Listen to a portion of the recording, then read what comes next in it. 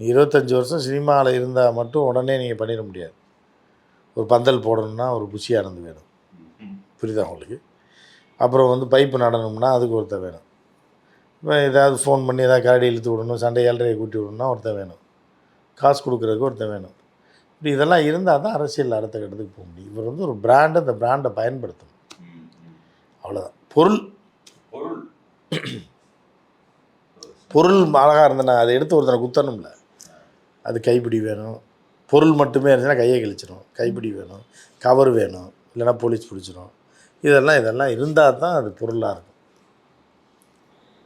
இப்போ இந்த மாதிரி ஆகிறதுக்கு அந்த மாதிரி ஆகிடலாம்ல. எந்த மாதிரி? உரையாக கைப்பிடியாக அப்படி இருக்கலாம், தாராளமாக இருக்கலாம். கரெக்டான கத்தியாக பார்த்து. சில நேரம் கத்தியை வந்து உரையை கிழிச்சிடுமே, அப்போ என்ன பண்ணுவீங்க? கத்தி உரையை கிழிச்சிடும். ஆமாம். ஆனால் சில நேரத்தில் நான் என்னென்னா அந்த உரை கத்தியை மறைச்சிருமே. மறைக்கும். அது சில நேரத்தில் இப்படி நடக்கும், அப்படி நடக்கும், இப்படி நடக்கும், அப்படி நடக்கும். அந்த மாதிரி இருக்குது. ஸோ இதெல்லாம் ஒரு தான், இதெல்லாம் கவுண்டமணி கட்சியை தான் சாரும். ஸோ அவங்க வந்து சரியில்லையோ, இல்லை அவங்க வந்து இந்த மாதிரி தற்கொலைகளாக இருக்காங்கன்னு சொல்கிறது உண்மையிலே கவுண்டமணி கட்சி நினச்சி நம்ம வருத்தப்படுறோம். அது இந்த நாட்டில் இருக்கக்கூடாது, தூக்கி எறியணுன்றது தான்